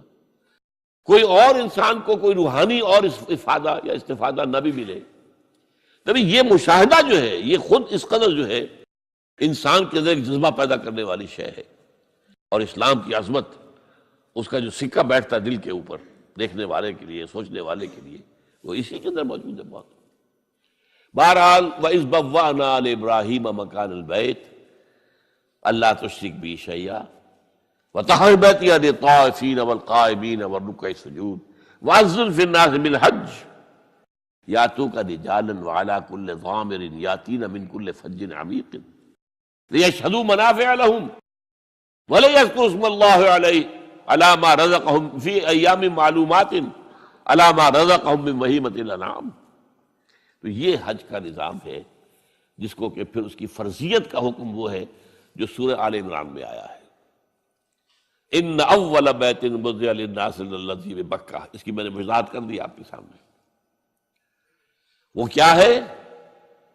ہدی و مبارکا للناس، ہدی للناس، اور مبارک ہے لوگوں کے لیے، برکتوں والا ہے. فیہ آیات بینات مقام ابراہیم، اس میں بڑی روشن نشانیاں ہیں. مقام ابراہیم موجود ہے جس پتھر پر کھڑے ہو کر حضرت ابراہیم تعمیر کرتے رہے. آپ کو معلوم ہے جیسے اونچی عمارت بنانے کے لیے، دیوار بنانے کے لیے آپ کو لگانے پڑتے ہیں نا وہ اسکیفولڈنگ. وہاں کون سی اسکیفولڈنگ تھی؟ اتنا اونچا پتھر. تو کہتے ہیں کہ وہ پتھر جس پر کھڑے ہو کر حضرت ابراہیم وہ خود ہی اونچا ہوتا جاتا تھا، اور اس کے اوپر پاؤں کے نشان موجود ہیں حضرت ابراہیم علیہ السلام. اب یہ چیزیں پھر صفا و مروہ، جہاں پر کہ وہ حاجرہ وہ اللہ کی بندی بچے کو جب تڑپتے ہوئے دیکھ رہی تھی کہ پینے کے لیے پانی نہیں ہے، کیا کریں؟ اور غذا تو دور کی بات ہے، پانی نہیں ہے، پیاسا تڑپ رہا ہے. دوڑتی ہوئی چڑھتی تھی صفا پہاڑی کے اوپر. اب تو وہ پہاڑیوں کے نشان رہ گئے نا صرف، باقی درمیان میں سے سارا کا جو ہے وہ بھر گیا، بازار بن گیا. بہترین جو ہے وہاں پر اب جو ہے خوبصورت قسم کے ٹائلوں والے فرش لگے ہوئے ہیں. اب صفا کے اوپر ایک اور منزل اوپر بنا دی گئی ہے، لیکن اس وقت کیا پہاڑیاں تھی، کوئی درخت بھی نہیں، کوئی گھاس بھی نہیں. دوڑ کے ادھر گئی، دیکھا ادھر کوئی انسان کوئی نظر آ جائے اس کو میں آواز دوں وہ پانی لے کے آئے میرے بچے کے لیے. نہیں ہے. دوڑی آئی، پھر نیچے آ کر پھر دوسری پہاڑی پر چڑھ گئی مروہ کے اوپر. وہاں پر جا کے جھانکا، کوئی 7 چکر اس اللہ کی بندی نے لگائے. یہ ان کی یاد بنائی جا رہی ہے. ان الصفا والمروۃ من شعائر اللہ فمن حج البیت او اعتمر فلا جناح علیہ ان یطوف بہما ومن تطوع خیرا فإن اللہ شاکر علیم. یہ وہ یاد ہے حضرت ابراہیم کی پوری زندگی کا معاملہ. یہ جو شیطانوں کو پتھر مارے جا رہے ہیں، جب حضرت اسماعیل کو لے کر نکلے ہیں حضرت ابراہیم ذبح کرنے کے لیے، تو شیطان نے 3 جگہ پر آ کر انہیں روکا. کیا کر رہے ہو، کہاں جا رہے ہو، غلط کام کر رہے ہو. اور انہوں نے کنکر ماری، اس سے دفع ہو جاؤ. وہاں پر وہ جو 3 نشان ہیں، وہ جو رمی جمرات ہو، یہ سب کیا ہے؟ حضرت ابراہیم کی ایک وہ کامل زندگی، امتحان والی زندگی جو میں نے آپ کے سامنے رکھا ہے. یہ اس کے مختلف ادوار، اس کے مختلف مواقع، اس کے جو ٹرننگ پوائنٹس ہیں، ان کو اللہ تعالیٰ نے اس میں محفوظ کر دیا قیامت تک کے لیے. تو فرمایا ان اول بیت وضع للناس الذی ببکۃ مبارکا وہدی للعالمین فیہ آیات بینات مقام ابراہیم ومن دخلہ کان آمنا. یہ وہ ہے معجزہ، جو شخص بھی حرم میں داخل ہو جائے اس کے لیے امن ہے. بدترین دور بد امنی کا جو ہوتا تھا عربوں کے اندر، اس میں بھی اگر فرض کیجئے کہ آپ کے والد کو کسی نے قتل کیا تھا، اور عرب کے اندر پھر اس کا انتقام لینا جو ہے وہ لازم تھا. وہ ڈھونڈتا پھر رہا ہے آپ کے والد کے قاتل کو، کہیں نہیں مل رہا ہے. اب اسے نظر آ گیا حرم کے اندر وہ ہے، وہاں وہ کچھ نہیں کہے گا، اسے کچھ نہیں کہے گا. یہ امن کی جگہ، دار الامن ہے. وہذا البلد الامین، لا اقسم بہذا البلد. هذا البلد جو ہے مکہ بلد الامین ہے، تو امن والا. من دخلہ کان آمنا وللہ علی الناس حج البیت من استطاع الیہ سبیلا.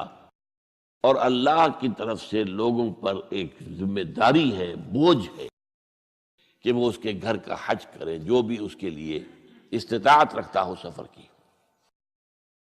اگر اس کے پاس سفر کا خرچہ موجود ہے، اور جو غیر حاضر رہے گا، پچھلے دنوں میں تو 4 مہینے لگتے تھے، اب تو 40 دن عام طور پر ہے. اور جو ہوائی جہازوں سے جاتے ہیں وہ تو 8-10 دن کے اندر حج کر کے واپس بھی آ جاتے ہیں. لیکن یہ ہے کہ پہلے جاتے تھے، اور پہلے تو یہ ہوتا تھا کہ جو چلا گیا سمجھیے اس کا واپس آ جانا جو ہے وہ ایک نئی زندگی ہے، کیونکہ بد امنی ہوتی تھی وہاں پر جو ہے، جب تک یہ سعودی حکومت نہیں بنی تھی تو وہاں بد امنی تھی، حاجیوں کے قافلے لوٹ لیے جاتے تھے، حاجی قتل ہو جاتے تھے۔ انہوں نے آ کر کم سے کم یہ کیا کہ امن و امان قائم کیا، اسلامی سزائیں رائج کی۔ جس بستی کے پاس قتل ہوا ہے، اگر وہاں کے لوگوں کو سب کو جمع کر لیتے تھے، سارے بڑے چودھری لوگ، یا تو تم تلاش کر کے بتا دو کون قاتل ہے، ورنہ تم سب کو قتل کر دیا جائے گا، تو وہ قاتل حاضر کر دیتے تھے۔ اب کون قتل کرے گا؟ اب یہ اس طریقے اسلامی سزاؤں کا معاملہ تو یہ ہے۔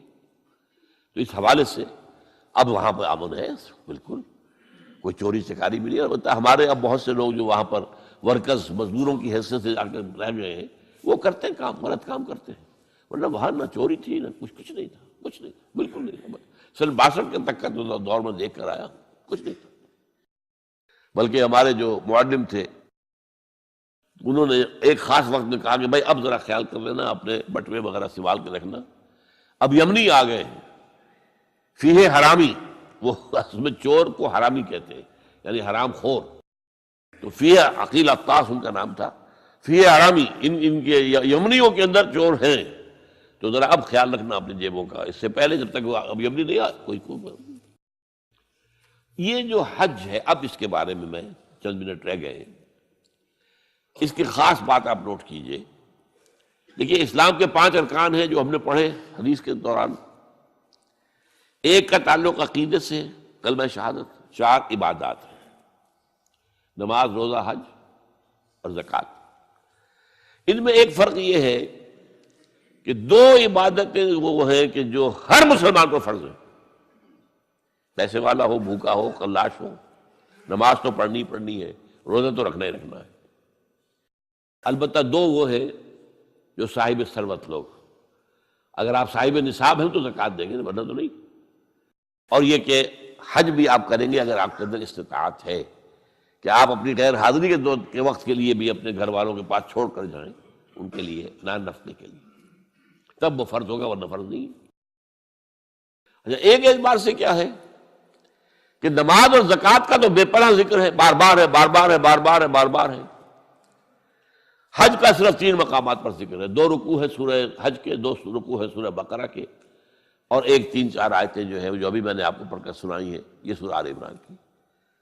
اور جو صوم ہے اس کا تو پورا کا پورا ذکر 1 رکوع میں، وہ پچھلے دنوں ہم تفصیل کے ساتھ اس کا مطالعہ کر چکے ہیں، 6 آیات اور سارا اس کے اندر معاملہ آ گیا۔ ان 2 کے ساتھ 2 عیدیں جوڑ دی گئی، ان دونوں کی جو ایک طرح سے حیثیت کچھ نماز اور زکوٰۃ کے مقابلے میں کچھ کم پڑتی نظر آئی، تو ہماری 2 عیدیں، عید الفطر رمضان کے ساتھ اور عید الاضحیٰ حج کے ساتھ۔ اور اس میں خاص بات نوٹ کیجئے، حج وہ عبادت ہے جو ایک مقام پر ہوتا ہے، ساری دنیا میں تو نہیں ہو سکتا، وہاں تو ساری دنیا سے لوگ چل کر آئیں گے تو حج کریں گے، وہاں آنا پڑے گا، وہاں لیشہدوا منافع لہم، آئے پیدل آئے، اونٹنیوں پر آئے، جہازوں پر آئے، جیسے بھی آئے، یہاں آئے۔ اس کے اندر یہ کیا ہے کہ اس کا ایک جو رکن تھا قربانی، اسے وسعت دے دی گئی پوری دنیا میں۔ حج وہاں، قربانی ہم یہاں کر رہے ہیں۔ حج تو یہاں نہیں ہو سکتا، یہ قربانی کے ذریعے سے اس کی ایک برکت کو، اس کی ایک شان کو، اس کی ایک کیفیت کو جو ہے، اس کو گویا کہ یونیورسلائز کر دیا گیا پوری دنیا میں، جہاں بھی مسلمان ہیں قربانی دے۔ سنت ابیکم ابراہیم، تمہارے باپ ابراہیم کا طریقہ ہے، اس نے اپنے بیٹے کو قربانی کرنے کے لیے تیار ہو گیا تھا۔ تم یاد کرو، اب یہاں میں اس لیے ذکر کر رہا ہوں اس کا کہ اس وقت اگرچہ یہ بات ہوئی ہے کہ جس قدر زور پہلے تھا قربانی پر اسلام کے اندر، اسلامی نظام میں، اسلام میں آ کر اتنا نہیں رہا ہے، اس لیے کہ یہودیوں کے ہاں تو قربانی تھی ہی صرف قربانی، لہذا وہ قربان گاہ کہلاتا تھا، جو ان کا جو ہے خیمہ ہوتا تھا عبادت کا، قربان گاہ۔ اور جو یروشلم میں جو ان کا جو مسجد تھی، جو ہیکل سلیمانی، وہ بھی قربان گاہ، قربان دیتے تھے۔ سب سے بڑی عبادت یہی تھی۔ نماز کا معاملہ اتنا اہم نہیں تھا جتنا کہ امت مسلمہ میں آگے ہوا ہے۔ ہمارے ہاں کیا ہوا ہے کہ حج کا جو ہے معاملہ، حج کے موقع پر قربانی، اس میں خاص نقطہ میں آپ کو یہ بتا دیتا ہوں کہ ہمارے ہاں منکرین حدیث ایک ایسا طبقہ رہا ہے جو قربانی کے خلاف یہ ضیاع ہوتا ہے، گوشت ضائع ہوتا ہے، فلاں ہوتا ہے، پیسے ضائع ہوتے ہیں، اس سے غریب کو کسی کو دے دو پیسے، قربانی کی جگہ قربانی ہی ہوگی، کوئی اور شے نہیں ہو سکتی۔ اور ضائع کہاں ہوتا ہے؟ یہاں کہیں ضائع ہوتا ہے گوشت؟ ایک بوٹی تک ضائع نہیں ہوتی، اس کی کھالیں ضائع نہیں ہوتی، اس کے روزے ضائع نہیں ہوتے۔ اب تو کوئی چیز آپ چھوڑتے ہی نہیں کہ جو اس کی سوا الگ کر دیتے ہو۔ اب اس کا خون بھی جو ہے وہ جمع کر کے جو ہے وہ مرغیوں کی جو خوراک ہے اس میں شامل کیے جاتے ہیں، کوئی شے ضائع نہیں ہوتی۔ ہاں وہاں ضیاع ہوتا تھا، لیکن ایک دور تک بات کیا تھی کہ اس جگہ کے رہنے والوں کے پاس ذریعہ معاش کوئی اور تھا ہی نہیں۔ کوئی بھیڑیں بکریاں پال لی تو ان کو اچھی قیمت مل جاتی تھی قربانی کے لیے جب حاجی آتے تھے، یہ ان کا معاش کا ایک سپورٹ ہو گئی۔ چلے آ رہے ہیں بکرے، حبشہ سے آتے تھے، جیسے ہمارے یہاں ڈیرہ غازی خان سے آ رہے ہیں، کہیں اور سے آ رہے ہیں، یہ قربانی کے جانور آتے تھے۔ پھر یہ کہ وہاں کے لوگ جو ہے وہ اس قربانی کے گوشت کو سکھا کر پورا پورا سال کھاتے تھے۔ ان کے پاس تھا کیا؟ یہ للے تللے تو نہیں تھے جو آج ہیں، یہ تیل کی دولت ہے جس کی وجہ سے جو ان کے یہاں عظیم انقلاب آ گیا ہے وہ آپ کو معلوم ہے۔ لیکن یہ کہ یہ تو 100 سال کے اندر اندر کی بات ہے، اس سے پہلے کیا تھا؟ یہاں کچھ بھی نہیں تھا۔ حاجی ہی جا کے صدقہ خیرات بھی کرتے تھے وہاں پر، حاجی ہی جو ہے وہ قربانی بکرا خرید رہے ہیں تو وہاں کے لوگوں کو نفع ہو رہا ہے نا۔ پھر وہ گوشت کتنا کھا جائے گا حاجی؟ وہ تو ظاہر بات ہے وہی کھاتے تھے، وہ کھڑے رہتے تھے۔ میں نے خود سن 62 کے اندر دیکھا ہے کہ کھڑے رہتے تھے بدو لوگ آ کر، اور جو بھی جانور دیکھا اس کو فوراً جو ہے وہ لے گئے۔ وہ تو زیادہ ہم لوگ جو کرتے تھے وہ جلدی سے اس کی وہ کھال اتروائی اور کلیجی نکال کے لا کے جو ہے وہ اس کو بھون کر کھا لیا اپنے کیمپ کے اندر۔ اور اس وقت تک یہ تھا کہ مینا کے اندر کیمپ بھی ایسے ہوتے تھے، کھلے کھلے جگہ، بڑے جو ہے جو گوشت پک رہے ہیں اور کھا رہے ہیں۔ اب تو وہاں جگہ ہوا ہی نہیں سرے سے، نہ معلوم کتنی چوڑا کرتے جا رہے ہیں، کئی پہاڑ کاٹ دیے تاکہ یہ مینا کی وادی چوڑی ہو جائے اور چوڑی ہو جائے اور چوڑی ہو جائے۔ لیکن وہ تو ظاہر بات ہے کہ اب جو بڑھتا جا رہا تعداد کا معاملہ، لیکن یہ کہ یہ بالکل بکواس تھی کہ کوئی ضائع ہوتا ہے۔ ضائع کہاں ہوتا ہے؟ ضائع وہاں ہوتا تھا، اس لیے اس کو وہ کہتا تھا غلام احمد پرویزی کہ وہاں جائز ہے۔ بھئی وہاں تو تم جو جس کو جائز کہہ رہے ہو تو ضائع ہونے کا تو اگر معاملہ تھا تو وہاں تھا۔ آپ کو یاد ہوگا یہ افغان جہاد جب ہو رہا تھا تو پورے بڑے 747 جہاز بھر کر قربانی کے گوشت کے آتے تھے یہاں افغانستان میں مجاہدین کے لیے، اور وہاں اور جو یہاں پہ جو ان کے وہ تھے مہاجرین تھے ان کے لیے، پورے ان کے جو جہاز بھر کر آتے تھے، اتنا گوشت وہاں ہوتا ہے۔ تو اس اعتبار سے لیکن اصل میں کیا کیا ہے، اب وہاں قربانی جو ہے وہ صرف ایک قسم کا حج کرنے والے کا فرض ہے۔ حج 3 طرح کا ہے، افراد، قران اور تمتع۔ افراد یہ ہے کہ آپ نے حج کا احرام باندھا، اب وہاں جا کر آپ کوئی تمتع نہیں کریں گے، یعنی کوئی عمرہ نہیں کریں گے، وہی احرام باندھے رکھیں گے، 8 ذی الحجہ تک جائیں گے، اس کے بعد مکے جائیں گے، وہاں سے منا اور عرفات آ کر پھر واپس آ کر جو ہے یہ افراد کہلاتا ہے، اس کے اوپر قربانی فرض نہیں ہے۔ قران یہ کہلاتا ہے کہ آپ گئے، آپ نے عمرہ کر لیا لیکن احرام نہیں کھولا، وہی احرام چلتا رہا یہاں تک کہ آپ پھر 8 ذی الحجہ کو وہاں سے نکلے، پھر سارے مناسک ادا کر کے پھر آ کر آپ نے کھولا، اس پہ بھی قربانی فرض نہیں ہے۔ ہاں جنہوں نے تمتع کیا، تمتع اسے کہتے ہیں کہ ایک ہی سفر میں آپ دونوں مزے لوٹ رہے ہیں۔ پچھلے زمانے میں کیا تھا، حج کے لیے علیحدہ سفر، عمرے کے لیے علیحدہ سفر، وہاں یہ نہیں تھا۔ یہ تو حضور صلی اللہ علیہ وسلم نے پھر آسانی پیدا کی ہے، اس لیے کہ ایک دور میں تو حج جو ہے بس عرب کے لوگ ہی آتے ہوں گے نا صرف، اور کہاں سے کوئی آتا ہوگا، لیکن حضور صلی اللہ علیہ وسلم کے تو معلوم تھا کہ امت کہاں سے کہاں پہنچے گی۔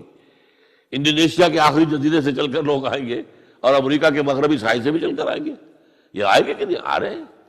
تو بجائے اس کے کہ اگر ان کے لیے عمرے کے لیے علیحدہ سفر ہوتا تو وہ ان کے ناقابل برداشت تھا۔ تو ایک احرام میں عمرہ بھی اور حج بھی۔ اب ہم تمتع کرتے ہیں، جو بھی یہاں سے جاتا ہے اس کو حج تمتع کہلاتا ہے، افراد، قران اور تمتع۔ تمتع یہ ہے کہ آپ گئے، آپ نے یہاں سے احرام باندھ لیا، وہاں جاتے عمرہ کیا، احرام کھول دیا، اب آپ آرام سے مکے میں رہیے، آپ کے اوپر کوئی احرام والی پابندی اب نہیں ہے، ختم ہو گئی۔ اس کے بعد 8 ذی الحجہ کو آپ نے احرام باندھا حج کے لیے، اور وہ 3 دن کے بعد 4 دن کے بعد کھول دیا اس لیے۔ تو یہ جو آسانی پیدا کی گئی اور ایک سفر میں آپ کو حج اور عمرہ دونوں کی اجازت دے دی گئی، اس کے شکرانے کے طور پر قربانی وہاں ہوتی ہے، ورنہ جو افراد کرے حج مفرد یا مقرن قران والا حج، اس پر قربانی فرض نہیں ہے۔ البتہ پوری دنیا میں جہاں مسلمان ہیں صاحب استطاعت پر یہ لازم ہے، واجب ہے، یہ شاعر اللہ میں سے ہے۔ وَالْبُدْنَ جَعَلْنَاهَا لَكُم مِّن شَعَائِرِ اللَّهِ لَكُمْ فِيهَا خَيْرٌ فَاذْكُرُوا اسْمَ اللَّهِ عَلَيْهَا صَوَافَّ فَإِذَا وَجَبَتْ جُنُوبُهَا فَكُلُوا مِنْهَا وَأَطْعِمُوا الْقَانِعَ وَالْمُعْتَرَ۔ یہ جو قربانی کے اونٹ ہیں، وہاں تو قربانی کے زیادہ اونٹ ہوتے تھے اس وقت حضور کے زمانے میں، یہ تو اللہ کے شاعر میں سے ہے، کعبہ اللہ کا شاعرہ ہے، ان الصفا والمروہ من شعائر اللہ، تو اسی طرح قربانی کا جانور بھی شاعر اللہ میں سے ہے، اللہ کے نام پر ان کے گلوں میں پٹکا باندھ دیا جاتا تھا۔ تو یہ جو ہے کہ یہ اللہ کے نہیں ہے، بیت اللہ کا ہدیہ ہے، وہاں جا رہے ہیں، تو یہ بھی اللہ تعالیٰ کے شاعر میں سے ہے۔ تو یہ عید الاضحیٰ جو ہے، ایک بات تو یہ بڑی پیاری ہے، اس کی طرف سے توجہ دلا رہا ہوں کہ اس دین کا ذرا دیکھیے مزاج۔ 2 سالانہ عیدیں، یہ ہوتا کیا ہے اس میں؟ کوئی کھیل ہوتے ہیں، کوئی ڈرامے ہوتے ہیں، کوئی کیا ہوتا ہے؟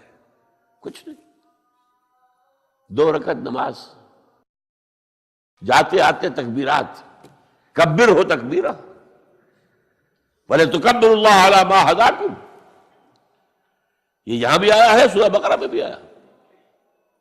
تو یہ سارا معاملہ جو ہے 2 رکعت نماز، آپ نے اجلے کپڑے پہنے، نہائے دھوئے گئے، نماز پڑھی 2 رکعت، خطبہ سن رہا ہے، یہ عید ہے۔ کوئی یہاں پر کوئی جو ہے وہ ہنگامہ نہیں، کوئی جشن نہیں، کوئی گانے بجانے نہیں، کچھ بھی نہیں، یہ سادگی، اللہ کی تکبیر، اللہ کا حمد۔ بعد 2 رکعتیں بھی ہیں تو 6 اضافی تکبیرات کے ساتھ ہیں۔ 2 رکعتوں میں جو تکبیرات ہوتی ہیں آپ کی، تو عام طور پر تو ایک ہی تکبیر ہے نا، یا پھر اہل حدیث حضرات جو ہے وہ تکبیریں، اہل حدیث کے 12 تکبیرات ہیں اضافی عیدین کے لیے۔